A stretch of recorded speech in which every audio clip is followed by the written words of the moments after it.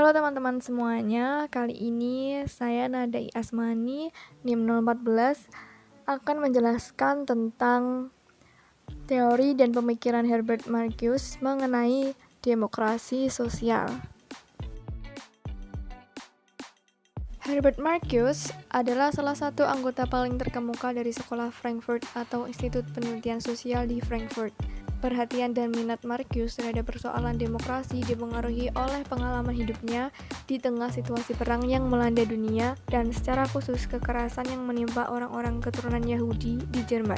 Ia merupakan saksi sejarah kekelaman umat manusia akibat Perang Dunia I dan II yang memakan banyak korban jiwa. Ia juga mengalami derita yang pedih akibat kekejaman tentara Nazi di bawah kepemimpinan Hitler. Amerika, rumah barunya, telah memiliki tradisi berdemokrasi selama beratus-ratus tahun, namun belum mampu menghadirkan dan menularkan peradaban yang demokratis kekerasan.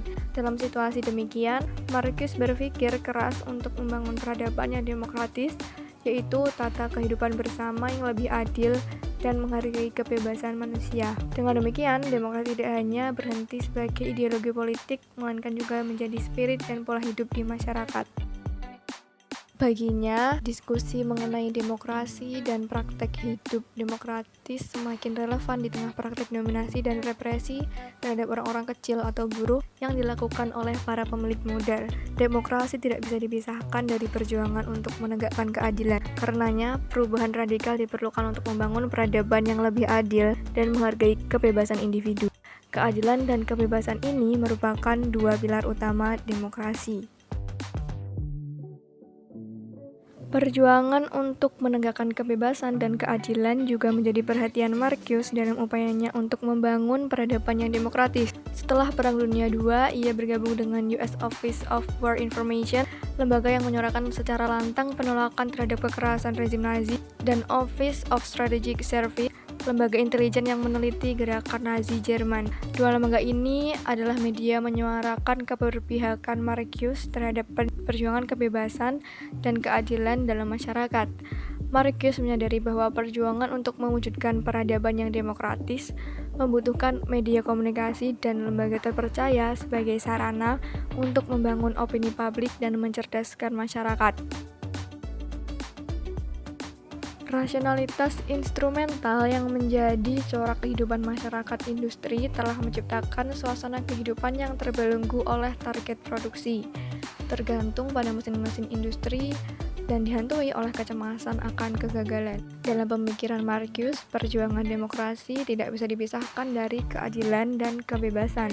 Sebagai seorang ilmuwan dan kritikus sosial, tentunya ia menggunakan rasionalitas sebagai senjata melawan rasionalitas industrial yang penuh oleh manipulasi dan definisi pengertian demokrasi.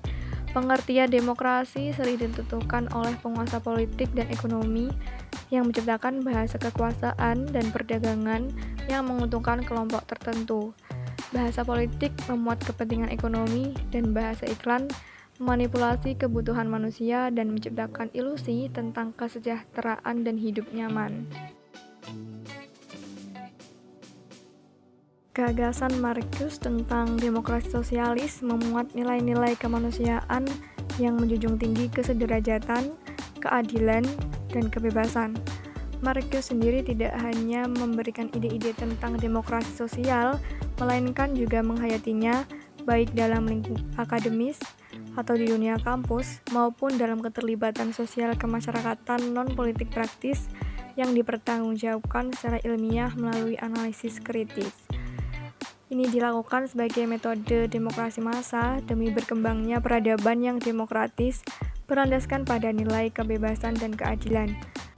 Ia menjelaskan bahwa kesadaran akan kesederajatan merupakan dasar untuk menjelaskan makna kebebasan dan keadilan.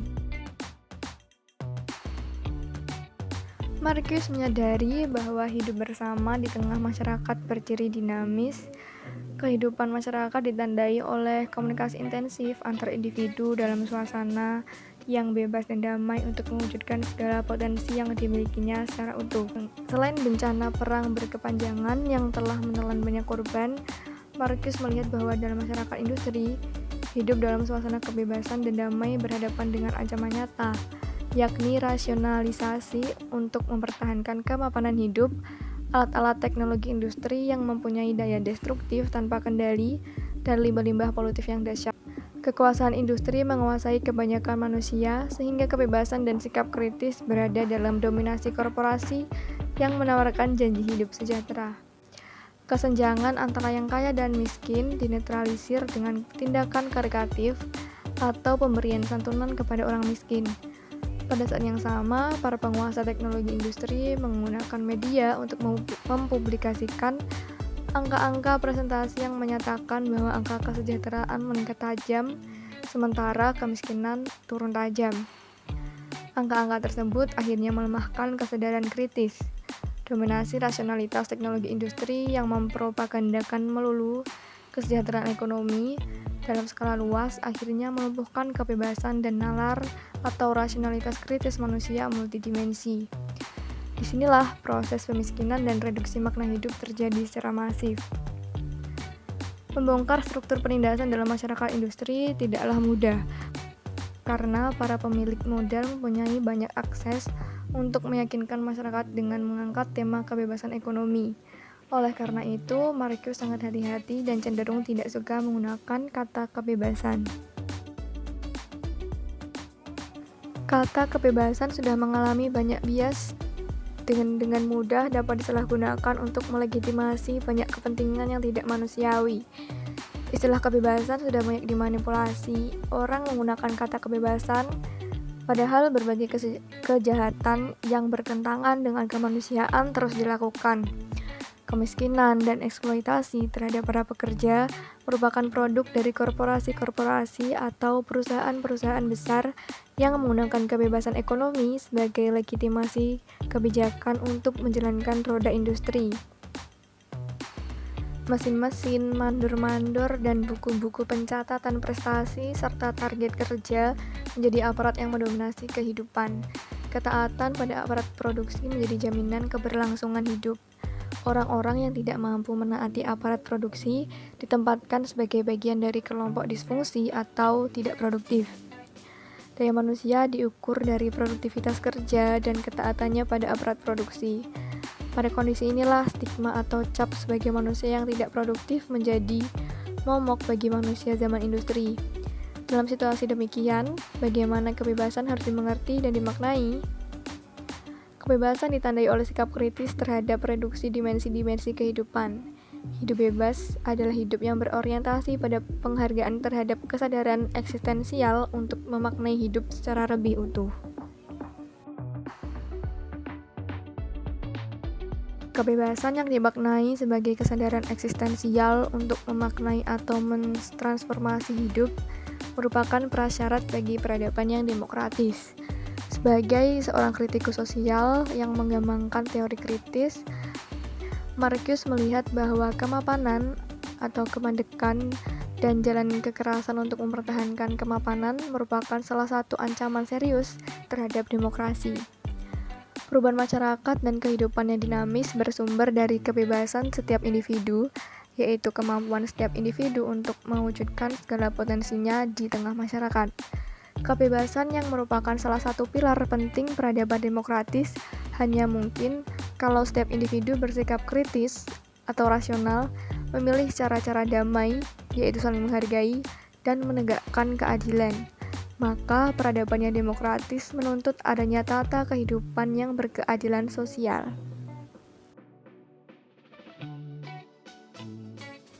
Bagi Marcuse, keadilan berarti perjuangan untuk melawan kekerasan, penindasan, dan eksploitasi terhadap sesama manusia serta upaya untuk mengatasi kemiskinan.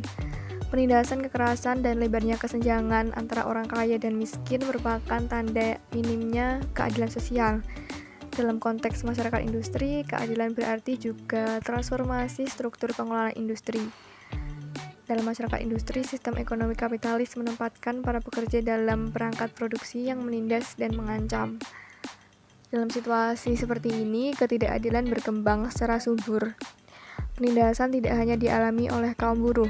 Di era industri, para pemilik modal pun sebenarnya juga mengalami penindasan secara sistemik. Demi tuntutan manajerial yang rasional, Para pemilik modal kehilangan identitas mereka sebagai subjek penentu kebijakan karena roda industri tidak lagi dikendalikan oleh perorangan, melainkan oleh sebuah korporasi. Dengan demikian, mereka tengah memukul fungsi-fungsi birokrat dalam mesin-mesin korporasi. Marcus meyakini bahwa perjuangan keadilan menjadi prasyarat bagi peradaban yang demokratis. Perjuangan demokrasi massa atau demokrasi yang berkeadilan sosial terkait dengan proses pencerdasan masyarakat. Meningkatnya kecerdasan masyarakat ditandai oleh kesadaran para warganya untuk menghargai kesederajatan dan peluang bagi perkembangan potensi setiap individu. Dengan cara ini, demokrasi menjadi cara hidup warga masyarakat dan tidak sekedar berhenti sebagai legitimasi atau ideologi politik yang melanggengkan kekuasaan dan keuntungan sekelompok masyarakat tertentu. Sekian penjelasan dari video kali ini. Bagi teman-teman yang ingin bertanya, silahkan menanyakan pada kolom komentar. Terima kasih, thanks for watching.